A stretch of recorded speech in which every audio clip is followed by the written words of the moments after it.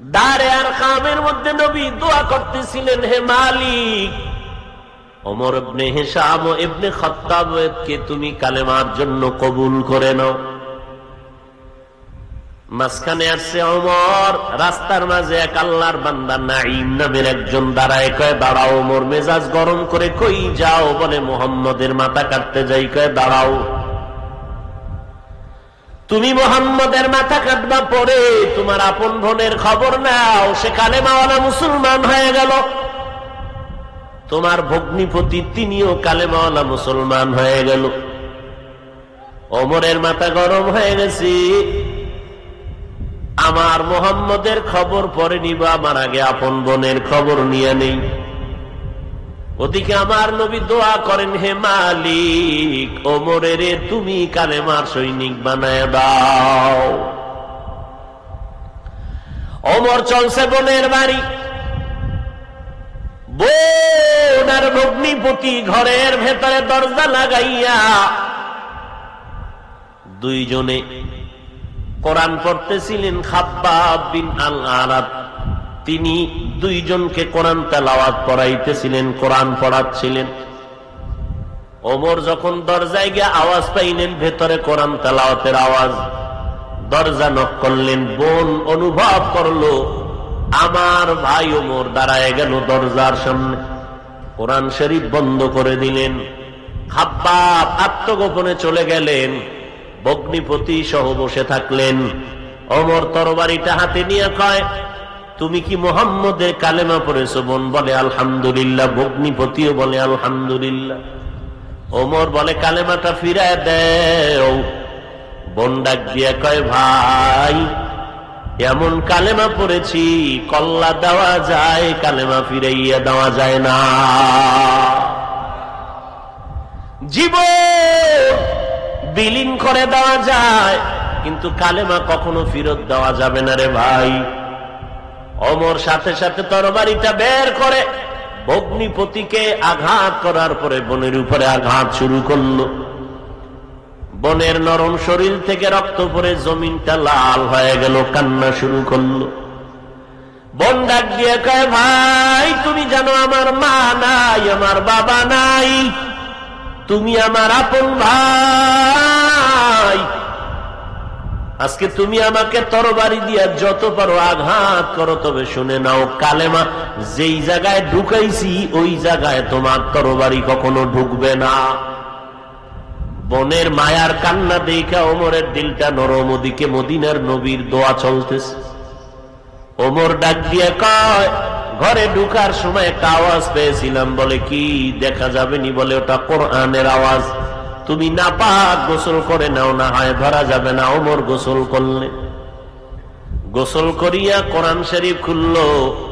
কোরআনের ভেতরে তাহা মা আনজালনা আলাইকাল কুরআনা লিতাশকা, যখনই আয়াতগুলো নজরে পড়ে গেল, ওমরের অন্তরের মধ্যে গিয়ে আঘাত। এত সুন্দর কবিতা, এত সুন্দর বাণী আমি জীবনে শুনি নাই আর দেখি নাই।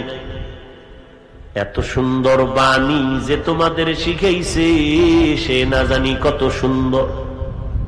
একটু চল আমি তারে দেখবো। বলে তিনি হলেন দু জাহানের বাদশা, রাহমাতুল লিল আলামিন। খাব্বাব বেরিয়ে আসলেন ভগ্নিপতি সহ, পয়গম্বরের দরবারে দারে আরকামে চললেন। দারে আরকামের দরজা বন্ধ, ছোট ছোট জানালা। নবী তালিম দিতেছেন, তারবিয়াত দিতেছেন, আবার কিছু সাহাবারা বাহিরে নজর রাখতেছেন। কোন শত্রু হঠাৎ নজরে পড়ে গেল। নবী ওমর আসতেছে, ইসলামের বড় দুশমন। নবী কয়, আসতে দাও, দরজা খুলে দাও।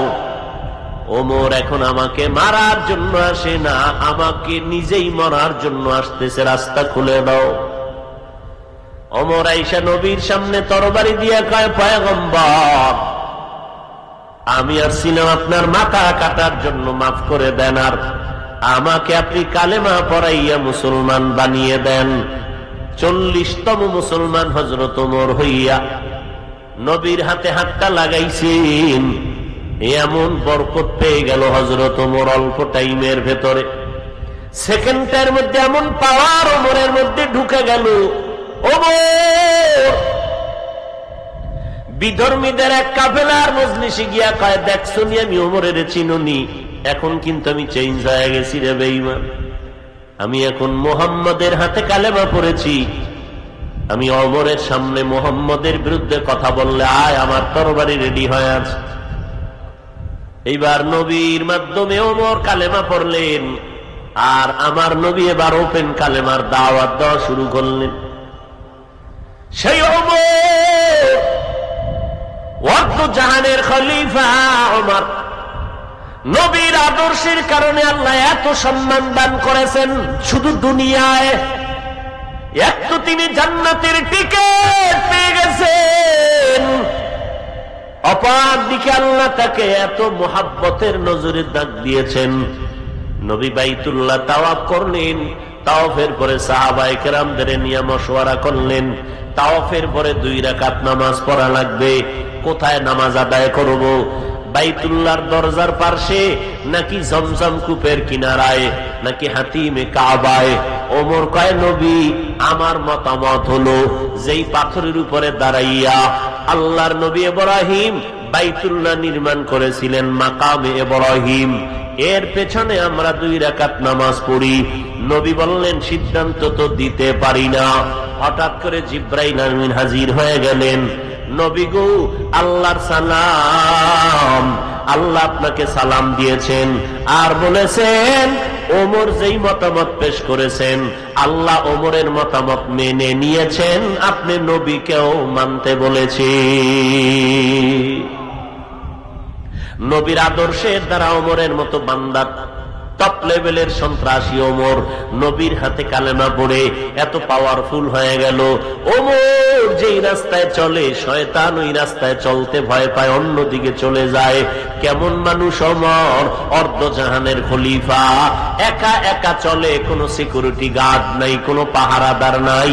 আল্লাহ পাক রব্বুল আলামিন কুদরতের হেফাজতের চাদর দিয়ে রাখছেন। আল্লাহ তাআলা বলেন, আমার যারা ওলি, আমার যারা খাস বান্দা, আমি এদেরকে মুহাব্বতের চাদর দিয়ে রাখি, হেফাজতের চাদর। যারা তাদের ক্ষতি করতে চায় তারা নিজেরাই ক্ষতিগ্রস্ত হয়ে যায়। হযরত ওমরকে মারার জন্য কত দুশমন তরবারি নিয়ে ঘুরে, কোথাও পাওয়া যায় না। হঠাৎ করে ওমরের খবর পাইল, একটা ময়দানে একা শুয়ে রইছে, হাতের বালিশ বানাইয়া। দুশমন তরবারি নিয়ে আগায় ওমরের মারবে, এক কদম সামনে যায় আবার পেছনে যায়, ভয় না জানি কি হয়, শরীর কাঁপতেছে। যেতে যেতে যেতে যেতে কিনারায় যখন হাজির হয়ে গেল, আল্লাহর কুদরত, হঠাৎ নজরে করে দেখে একটা বাঘ ওমরের চতুর্পার্শ্বে ঘুরে আর পাহারা দেয়। সোহবতে সালে তোরা সালেহ কুনাদ, সোহবতে তালে তোরা তালে কুনাদ। আল্লাহ ওয়ালাদের নজরের মধ্যে বরকত, রাগের মধ্যে বরকত, ধমকের মধ্যে বরকত, কথার মধ্যে বরকত, চোখের ইশারার মধ্যে বরকত। কিন্তু গোপালগঞ্জের মানুষ কতটুকু চিনতে পারলেন তাদেরকে, তাকে আল্লাহ ভালো জানেন। একটা মানুষ মানুষকে ভালোবাসার চূড়ান্ত পরিচয় কি? ভালোবাসার ব্যক্তির রঙে রঙিন হওয়া। যারা সদর সাহেব হুজুরকে ভালোবাসেন তারা সদর সাহেবের হুজুরের আদর্শ কি ছিল এটা ফলো করে তিনিও আদর্শবান হবেন। আর যদি কন্যা বিড়ি টানা ছাড়বো না, মোহাব্বত করি অন্তরে, বিড়ি টানা চলবে, টেলিভিশন দেখা চলবে, নাচ গান চলবে, তাহলে রসুলকে আবু তালিব কম ভালোবাসেননি। এরপরও কালেমা পড়ে নাই। আবু লাহাব নবীকে ভালোবেসেছেন, রসুলের আদর্শ মানে নেই। ওই ভালোবাসার কারণে আবু লাহাব যেমন জান্নাতি না, যারা সদর সাহেব হুজুরকে বলে ভালোবাসি কিন্তু রসুলের আদর্শ মানে না, এদের হালাত তেমন। সে হালাত থেকে ফিরাইয়া নেওয়ার জন্য আজ এই সুন্দর আয়োজন। কিন্তু আজকের আয়োজনের অবস্থা যদি এমন হয় যে বয়ান শুনে বাসায় গেলাম, ফজর বললাম না, তাহলে এই বয়ান শোনার থেকে না শোনা উত্তম। আল্লাহ আমাদের আমলি জিন্দেগিকে পরিশুদ্ধ করে চলানোর তৌফিক দান করুন। মা আতাকুমুর রাসূলু ফাখুযুহু ওয়া মা নাহাকুম আনহু ফান্তাহু। পয়গম্বরকে আল্লাহ বলেন, নবী জানায় দেন কোরআনের বাণী, নবী আপনি যা নিয়ে আসছেন তা মানুষ যেন গ্রহণ করে নেয়, যা নিষেধ করেছেন তার থেকে যেন মানুষ ফিরে যায়। জমিনের মধ্যে নবী কি নিয়ে আসছেন? আল্লাহ তাআলা বলেন, লাকাদ কানা লাকুম ফি রাসূলিল্লাহি উসওয়াতুন হাসানাহ। অবশ্যই মুহাম্মদের মধ্যে মুমিনেরা তোমাদের জন্য রয়েছে উত্তম আদর্শ, তোমরা গ্রহণ করে নাও, কারণ এমন উত্তম আদর্শওয়ালা ব্যক্তি জমিনের মধ্যে আর কোনোদিন আসবে না। কেমন উত্তম আদর্শের অধিকারী আমার নবী! এমন একটা সময় উত্তম আদর্শ নিয়ে মক্কার জমিনে আবির্ভূত হলেন, যেই সময় মক্কার মানুষের মতো চরিত্রহীন খারাপ পৃথিবীর মধ্যে আর কোথাও ছিল না। এত খারাপ মানুষ মক্কার মানুষ। ওই মক্কার জমিনের মধ্যে বাইতুল্লাহর ভেতরে 307টা মূর্তি ঢুকাইয়া কাফের মুশরিকেরা বাইতুল্লাহর চারপাশে নারী পুরুষ উলঙ্গ হয়ে তাওয়াফ করে। নারীদেরকে সমাজের চূড়ান্ত খারাপ মনে করে কন্যা সন্তান জন্ম নিলে বাবা মাথা উঁচু করত না, সমাজের ভেতরে লজ্জায় কন্যা হয়েছে এই লজ্জায়। আবার কোন বাবা হতভাগার মতো সুযোগ পেয়ে সমাজের লজ্জায় পড়িয়া কন্যা সন্তানকে জ্যান্ত মাটিতে দাফন করে ফেলত। মদিনাওয়ালা নবী এমন উত্তম আদর্শ নিয়ে মক্কার জমিনে আগমন করেছিলেন। নবীজির উত্তম আদর্শ গ্রহণ করার পর মক্কার মানুষ এতটা দামি হয়ে গেল। আল্লাহ পাক জানায় দিলেন, ও পয়গম্বর উম্মতের জানায় দেন, আমি আল্লাহ অমুক অমুক সাহাবার নামে জান্নাতের টিকিট আমি ওপেন করে দিলাম। নবীজির আদর্শের কারণে এত দামি। নবী বলেন, আমার হাতে কালেমা পড়ে মুসলমান হতে লাগলো আমার আদর্শ দেখে। নবীজির হাঁটা দেখে মানুষের আকর্ষণ, নবীজির চাহনি দেখে মানুষের আকর্ষণ বেড়ে যায়। নবীজির কথা, নবীজির ব্যবহার আর চেহারা দিয়ে তাকাইয়া বেঈমানের দিলটা নরম হয়ে যায়। নবীজি বলেন, আমার হাতে প্রথম আল্লাহর দেওয়া দ্বীনের দাওয়াত গ্রহণকারিণী একজন নারী, খাদিজা রাদিয়াল্লাহু আনহা। আমি পয়গম্বরের হাতে কালেমা পড়ে মুসলমান হতে শুরু হয়ে গেল। মক্কার মানুষ গোপনে গোপনে মুসলমান হওয়া শুরু হয়ে গেল। 10 বছরের সন্তান আমি মুহাম্মদের হাতে কালেমা পড়ে মুসলমান হয়ে গেল। হযরত আলী 10 বছরের সময় দলে দলে মুসলমান হয়। আমার বেতের বাড়িও লাগে নাই, চিৎকার দেওয়া লাগে নাই। মাত্র অল্প সময়ের মধ্যে মক্কার মানুষগুলোর দিল নরম হয়ে গেল দ্বীনের দিকে আকৃষ্ট হওয়ার পেছনে। একমাত্র যত বড় কারণের মধ্যে সুন্দর ব্যবহার ছিল আমার মূল কারণ।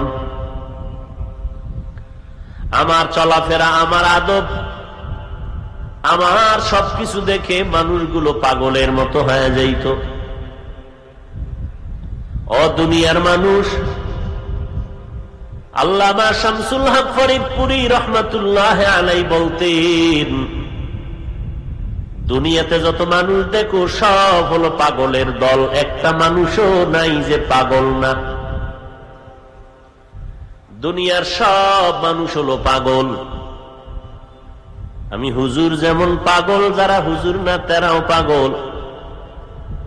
সরকারও যেমন পাগল, সরকারের জনগণেরাও পাগল। চেয়ারম্যান পাগল, তার ভোটারেরাও পাগল। স্বামী যেমন পাগল, স্ত্রী পাগল। একটা মানুষ জমিনের মধ্যে নাই যে পাগল না, এমন একটা মানুষও নাই। বলে কেমন পাগল? কেউ টাকার পাগল, সারাদিন রাত টাকা টাকা টাকা জিকির করে, ফিকির করে, ঘুমের মধ্যেও টাকার স্বপ্ন দেখে। আবার একদল মানুষ এই জমিনে আছে, এরা ক্ষমতার চেয়ারের পাগল, অল টাইম শুধু ফিকির আর জিকির, ক্ষমতার চেয়ার যেন ছুটে না যায়, কবে পাই। যারা পায় বলে আর ছাড়বো না, এই ক্ষমতার চেয়ারে মরণ হবে। আর যারা পায় না বলে মরণ পর্যন্ত এই লোভ ছাড়বো না। আবার একদল মানুষ যে টাকার পাগল, টাকা টাকা জিকির করে, যে ক্ষমতার পাগল, ক্ষমতার জিকির করে, যে নারীর পাগল, নারীর জিকির করে, যে বাড়ির পাগল, বাড়ির জিকির করে। সদর সাহেব হুজুর রহমাতুল্লাহ আলাইহি বলেন, আর একদল পাগল এই জমিনের মধ্যে আছে, এরা টাকার পাগল না, বাড়ির পাগল না, গাড়ির পাগল না, এই মানুষগুলো ক্ষমতার চেয়ারের পাগল না, নারীর পাগল না, এই মানুষগুলো হাঁটতে চলতে উঠতে বসতে শুধু অন্তরে জিকির আর ফিকির, আমি আল্লাহ তাআলার পাগল। সবসময় আল্লাহর মোহাব্বত নিয়ে দৌড়ায়। বান্দা বাথরুমে যখন ঢুকবে তখন আমার আল্লাহর মোহাব্বতের দাবি নিয়ে ঢুকে, দোয়া পরে ঢুকে, আল্লাহ বাথরুমে ঢুকতেছি, তুমি দয়া করে হেফাজত করিও, কারণ বাথরুমের মধ্যে সব শয়তানের আড্ডাখানা। বাজারে ঢুকলেও বলে, আল্লাহ তুমি আমাকে হেফাজত করিও, কারণ আমার নবী বলেছেন দুনিয়ার মধ্যে বাথরুম খারাপ না, সব থেকে খারাপ হলো বাজার। বাথরুমের নবী খারাপ বলেন না, বাজারটারে খারাপ বলেছেন। কারণ কি? বাথরুমে গেলে এই পরিমাণ গুনাহ মানুষ করে না, বাজারে গেলে যেই পরিমাণ গুনাহ মানুষ করে। বাজারে গেলে দোয়া পড়ে, বাথরুমে গেলে আল্লাহর নবীর মোহাব্বত নিয়ে, আল্লাহর মোহাব্বত নিয়ে বাথরুমে ঢুকে বের হয়। অল টাইম তারা আল্লাহর মোহাব্বত অন্তর থেকে দূর করে না। খানা খাইতে বসবে, সেখানেও আল্লাহর মোহাব্বতের আওয়াজ।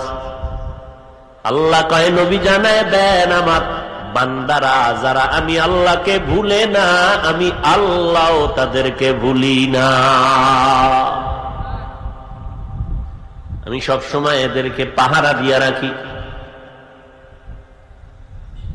আল্লাহ তাদের জিম্মাদারি নিয়ে নেন, রহমতের চাদর দিয়ে তাদেরকে হেফাজত করেন। আল্লাহ পাক রব্বুল আলামিন বলেন, আমার মোহাব্বতের তসবিহ নিয়ে যারা চলবে আমি আল্লাহ তাদের দিকে সবসময় রহমতের নজর দিয়ে রাখি।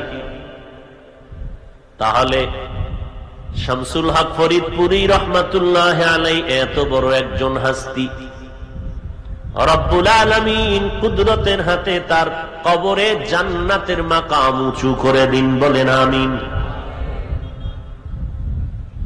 তিনি বললেন, দুনিয়ার সবাই পাগল, কেউ টাকার পাগল, বাড়ি গাড়ির পাগল, কেউ ক্ষমতার পাগল, কেউ আল্লাহর পাগল। বলেন কোন পাগলটা ভালো?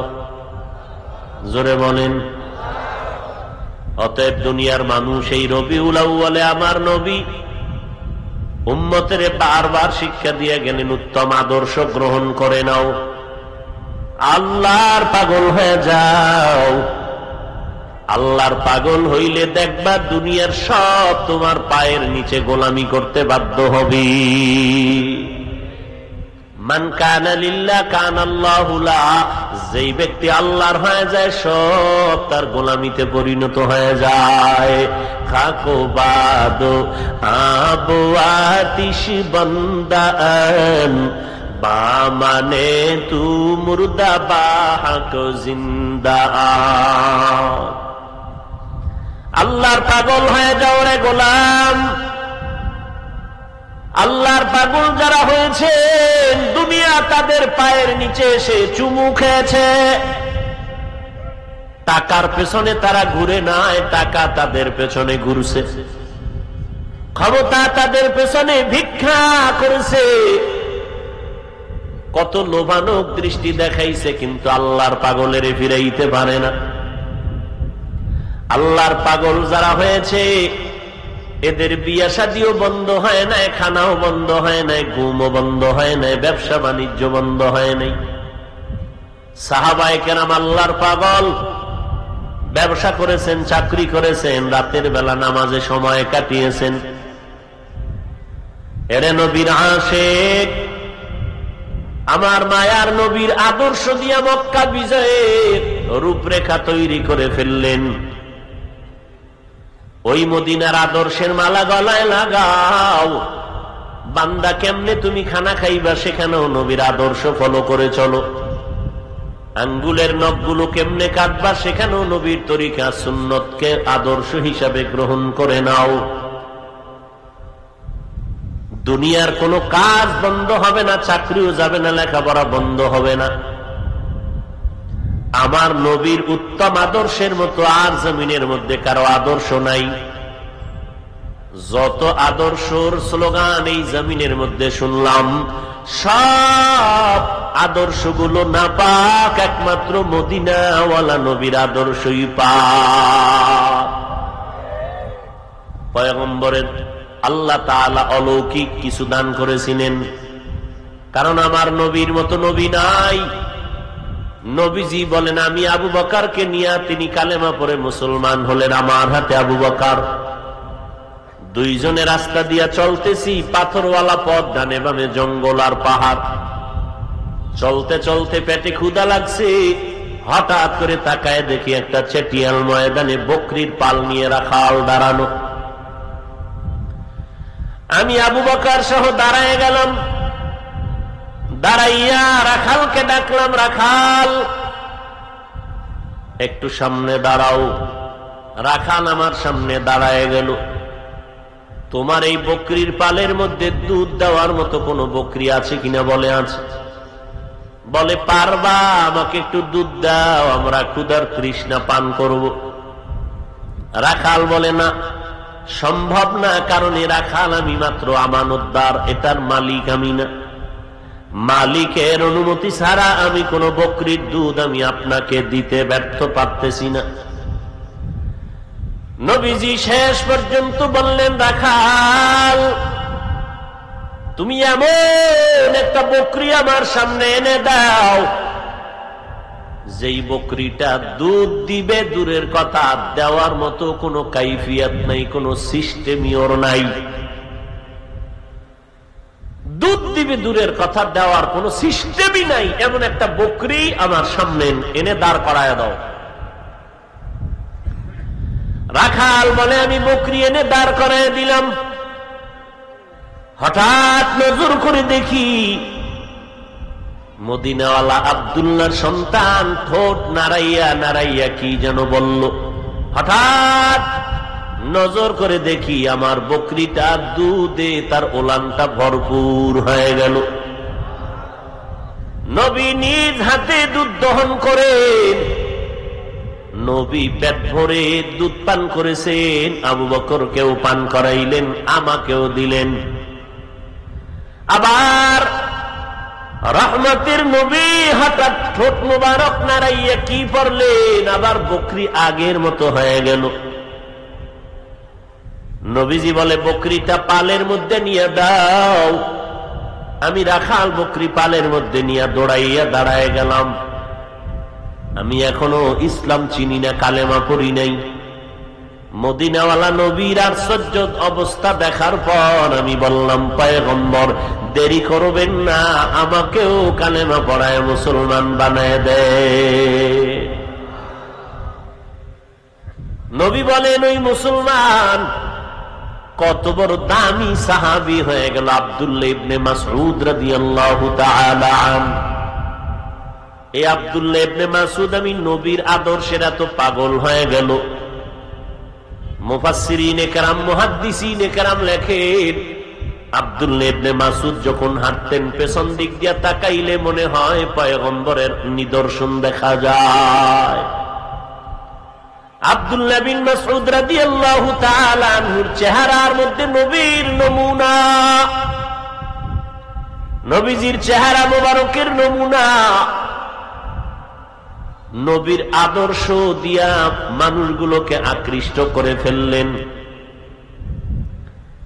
যেই ওমরের মতো বান্দাটা 39 জন মুসলমান নবীর হাতে কালেমা পড়া, এই সময় 11 জন নারী মুসলমান আর 39 জন পুরুষ মুসলমান। ওমর দৌড়াইতেছে তরবারি নিয়ে আমার নবীর গর্দান কাটার জন্য। দারে আর কামের মধ্যে নবী দোয়া করতেছিলেন, হে মালিক, ওমর ইবনে হিশাম ও ইবনে খাত্তাবকে তুমি কালেমার জন্য কবুল করে নাও।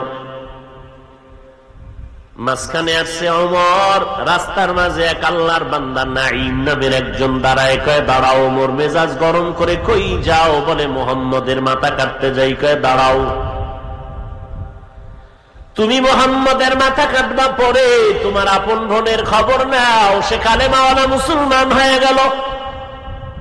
তোমার ভগ্নিপতি তিনিও কালেমাওয়ালা মুসলমান হয়ে গেল। ওমরের মাথা গরম হয়ে গেছে, আমার মুহাম্মদের খবর পরে নিবা, আমার আগে আপন বোনের খবর নিয়ে নেই। ওদিকে আমার নবী দোয়া করেন, হে মালিক, ওমরের তুমি কালেমার সৈনিক বানায় দাও। ওমর চলছে বোনের বাড়ি, বোন আর ভগ্নিপতি ঘরের ভেতরে দরজা লাগাইয়া দুইজনে কোরআন পড়তেছিলেন। খাব্বাব বিন আল আরাত তিনি দুইজনকে কোরআন তেলাওয়াত পড়াইতেছিলেন, কোরআন পড়াচ্ছিলেন। ওমর যখন দরজায় গিয়ে আওয়াজ পাইলেন ভেতরে কোরআন তেলাওয়াতের আওয়াজ, দরজা নক করলেন। বোন অনুভব করলো আমার ভাই ওমর দাঁড়ায় গেল দরজার সামনে, কোরআন শরীফ বন্ধ করে দিলেন। খাব্বাব আত্মগোপনে চলে গেলেন, ভগ্নিপতি সহ বসে থাকলেন। ওমর তরবারিটা হাতে নিয়ে কয়, তুমি কি মুহাম্মদের কালেমা পড়েছো? বোন বলে আলহামদুলিল্লাহ, ভগ্নিপতিও বলে আলহামদুলিল্লাহ। ওমর বলে কালেমাটা ফিরায় দেও। বোন ডাক দিয়ে কয়, ভাই এমন কালেমা পড়েছি কল্লা দেওয়া যায়, কালেমা ফিরাইয়া দেওয়া যায় না। জীবন বিলীন করে দেওয়া যায়, কিন্তু কালেমা কখনো ফিরত দেওয়া যাবে না রে ভাই। ওমর সাথে সাথে তরবারিটা বের করে ভগ্নিপতিকে আঘাত করার পরে বোনের উপরে আঘাত শুরু করলো। বোনের নরম শরীর থেকে রক্ত পড়ে জমিনটা লাল হয়ে গেল, কান্না শুরু করলো। বোন ডাক দিয়ে কয়, ভাই তুমি জানো আমার মা নাই, আমার বাবা নাই, তুমি আমার আপন ভাই। আজকে তুমি আমাকে তরবারি দিয়া যত পারো আঘাত করো, তবে শুনে নাও, কালেমা যেই জায়গায় ঢুকাইছি ওই জায়গায় তোমার তরবারি কখনো ঢুকবে না। বোনের মায়ার কান্না দেখে ওমরের দিলটা নরম, ওদিকে মদিনার নবীর দোয়া চলতেছে। ওমর ডাক দিয়ে কয়, ঘরে ঢুকার সময় একটা আওয়াজ পেয়েছিলাম। বলে কি? দেখা যাবে নি? বলে ওটা কোরআনের আওয়াজ, তুমি নাপাক, গোসল করে নাও, না হয় ধরা যাবে না। ওমর গোসল করলেন, গোসল করিয়া কোরআন শরীফ খুললো। কোরআনের ভেতরে তাহা মা আনজালনা আলাইকাল কুরআনা লিতাশকা, যখন আয়াতগুলো নজরে পড়ে গেল, ওমরের অন্তরের মধ্যে গিয়ে আঘাত। এত সুন্দর কবিতা, এত সুন্দর বাণী আমি জীবনে শুনি নাই আর দেখি নাই। এত সুন্দর বাণী যে তোমাদের শিখাইছে সে না জানি কত সুন্দর। একটু চল আমি তারে দেখবো। বলে তিনি হলেন দু জাহানের বাদশা, রাহমাতুল লিল আলামিন। খাব্বাব বেরিয়ে আসলেন ভগ্নিপতি সহ, পয়গম্বরের দরবারে দারে আর কামে চললেন। দারে আর কামের দরজা বন্ধ, ছোট ছোট জানালা। নবী তালিম দিতেছেন, তারবিয়ত দিতেছেন, আবার কিছু সাহাবারা বাহিরে নজর রাখতেছেন। কোন শত্রু হঠাৎ নজরে পড়ে গেল। নবী ওমর আসতেছে, ইসলামের বড় দুশমন। নবী কয়, আসতে দাও, দরজা খুলে দাও। ওমর এখন আমাকে মারার জন্য আসে না, আমাকে নিজেই মরার জন্য আসতেছে, রাস্তা খুলে দাও।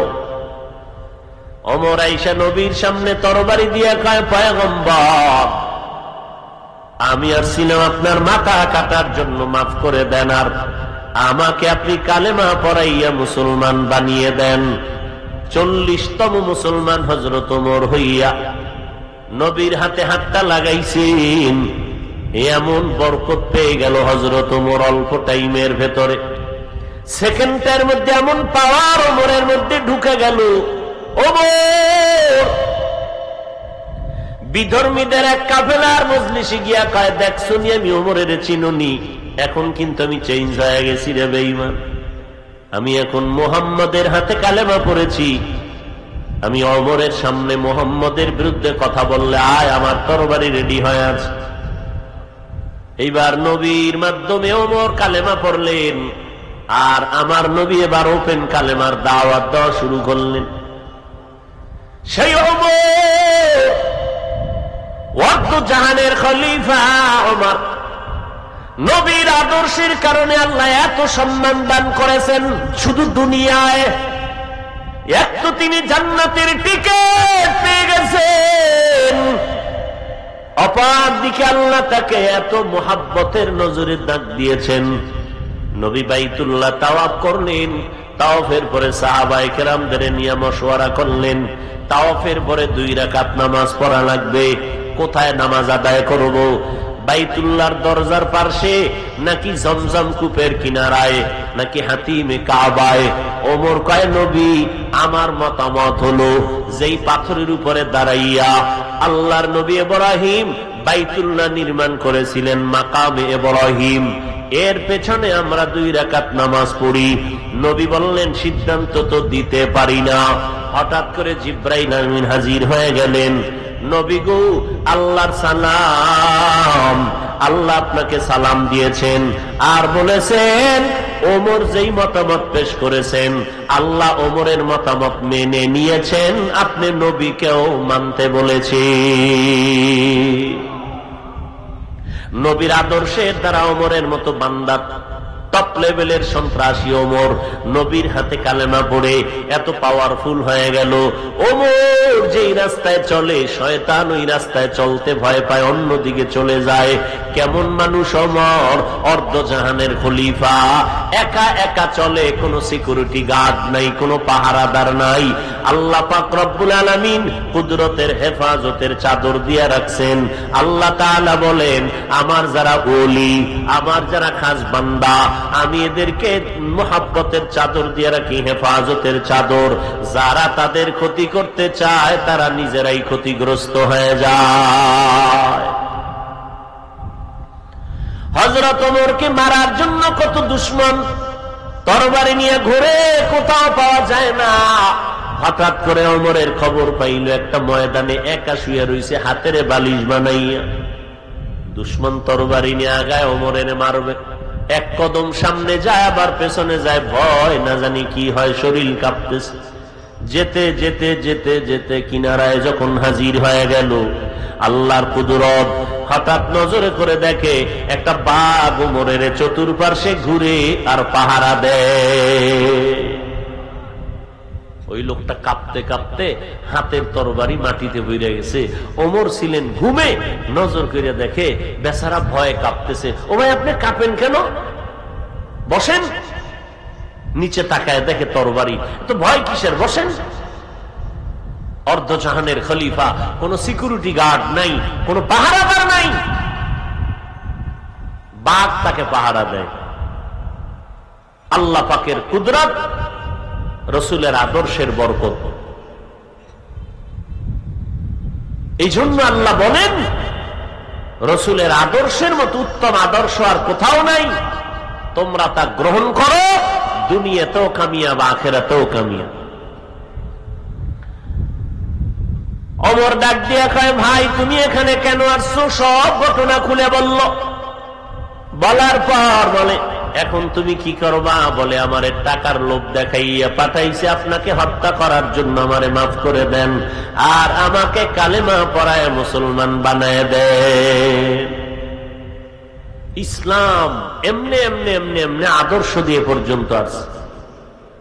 ব্যবহার আর রসুলের আদর্শ সুন্নতের পাবন্দি। এরে নবীর আশিক ও পর্দার আড়ালের মা বোনেরা ও যুবকেরা, বৃদ্ধ বাবাজিরা, কয়দিন আর দুনিয়ার বাহাদুরি। এই হায়াত তো বেশি দিন বাকি নাই। মহামারী করোনায় কত জীবন চলে গেল। কয়দিন আর দুনিয়ার জিন্দেগিতে বাহাদুরি করবেন।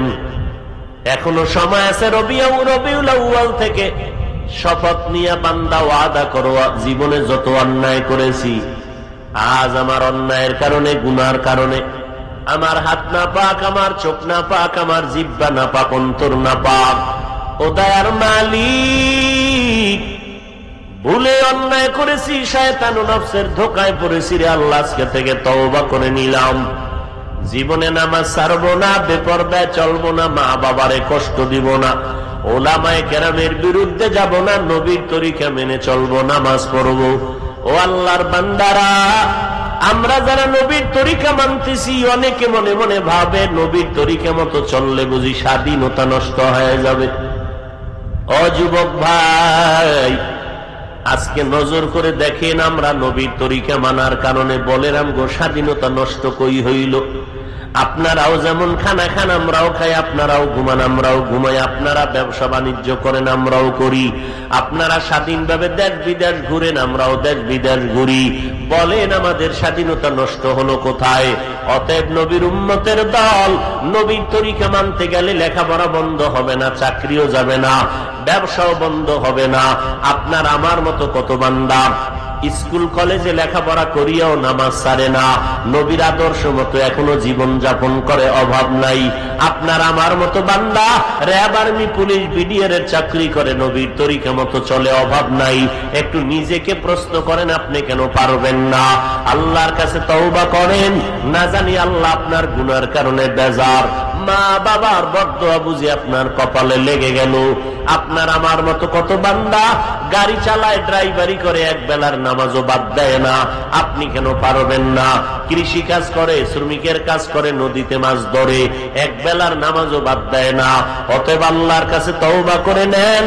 ও দয়ার মালিক, আজকে থেকে তওবা করে নিলাম, পিছনে যত অন্যায় করেছি সামনে আর করব না, নামাজ ছাড়বো না, নবীর তরিকার বাহিরে চলবো না, নবীর মুহাব্বত নিয়ে চলবো, আর মা বাবার খেদমত করে দোয়া নিব, ওলামায়ে কেরামের পরামর্শ নিয়ে চলবো, দেশ ও জাতির বিরুদ্ধে কোনো ষড়যন্ত্র করব না।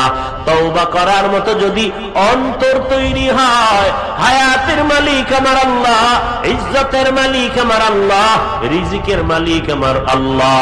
আজকে আমি বক্তা, আপনারা শ্রোতা, আপনি ডাক্তার, আমি একজন রোগী।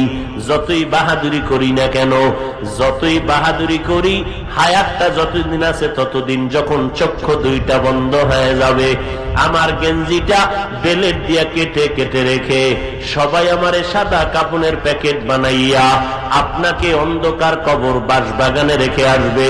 ওই কবরে কাফনের প্যাকেটটা বানাইয়া যখন কবরে রেখে চলে যাবে, কে ওখানে ডাক্তার, কে ইঞ্জিনিয়ার, কাফনের প্যাকেটের মধ্যে উপরেও লেখা নাই কে মাওলানা, কে মুফতি সাহেব, কে ইমাম, কে মুক্তাদি, কে উস্তাদ, কে ছাত্র, কে ধনী, কে গরিব, কোনো ভেদাভেদ নাই।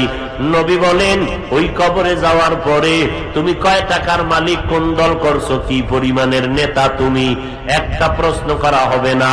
তুমি কত বড় আলেম, মুফতি সাহেব, কত বড় বক্তা, তার কোনো প্রশ্ন হবে না। তিনটা প্রশ্ন হবে।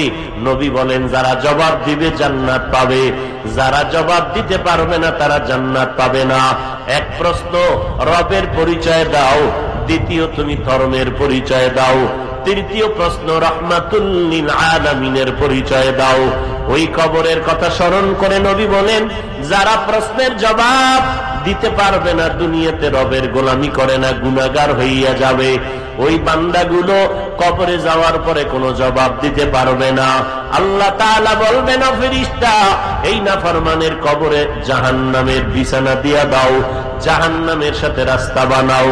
এরে নবীর উম্মতের দল, দুনিয়াতে সূর্যের গরম সইতে পারি না, একটা মশার কামড় সহ্য করতে পারি না। ও আল্লাহর বান্দা, গুনাহ নিয়ে কবরে গেলে কেমনে আযাব সহ্য করবা? এখনো সময় আছে তওবা করার। অন্তর দিয়ে আমার আল্লাহকে অন্তর থেকে ডাকো আর বলো, হে মালিক, আজকে থেকে তওবার নিয়ত করে ফেললাম, বরকতের মাস, এই জমিন থেকে আমি তওবা করে নিলাম। মরিয়া গেলে যাব, হায়াতের মালিক, রিজিকের মালিক আল্লাহ। নামাজ ছাড়বো না, বেপরদায় চলবো না, দাড়ি কাটবো না, মা বাবারে কষ্ট দিব না, মিথ্যা কথা বলবো না, কারো হক নষ্ট করবো না, ওলামায়ে কেরামের পরামর্শ নিয়ে চলবো। আল্লাহ মেহেরবানি করে আমাদের সবাইকে তওবাওয়ালা জিন্দেগি দান করে দেন, তওবার উপরে মজবুত হইয়া চলার তৌফিক দান করেন, আমিন। আলহামদুলিল্লাহি রাব্বিল আলামিন, ওয়াসসালাতু ওয়াসসালামু আলা সাইয়্যিদিল আমবিয়াই ওয়াল মুরসালিন ওয়া আলা আলিহি ওয়া আসহাবিহি আজমাইন, ইয়া আরহামার রাহিমিন, ইয়া আরহামার রাহিমিন, ইয়া আরহামার রাহিমিন। রব্বিরহামহুমা কামা রব্বায়ানি সগীরা। اللهم إنا نعوذ بك من البرص والجنون والجذام وسيء الأسقام। ও দয়ার মালিক, গুনাহের বোঝা মাথায় নিয়ে আপনার দরওয়াজায় হাত তুলেছি রে আল্লাহ। আমাদের মতো গুনাহগার কেউ নাই। শয়তান ও নফসের ধোকায় পড়ে অন্যায় করেছি, গুনার কারণে আমার হাত না পাক, চোখ না পাক, জিহ্বা না পাক। মেহেরবানি করে আমাদের সকলের জিন্দেগির সব গুনাহগুলো মাফ করে দেন আল্লাহ। মাহফিল কবুল করে নেন, আয়োজনকারী সহযোগিতাকারীদের কবুল করে নেন। আয় আল্লাহ, সারা দুনিয়াবাসীকে মাফ করে দেন, পর্দার আড়ালের মা বোনদের মাফ করে দেন, সন্তানগুলো নেককার বানায় দেন আল্লাহ। ওলামায়ে আহলে হকের বিজয় দান করেন। আয় আল্লাহ, সমস্ত মাদ্রাসা মসজিদ গুলো কবুল করে নেন, শিক্ষা প্রতিষ্ঠানগুলো নবীর আদর্শওয়ালা বানাইয়া দেন।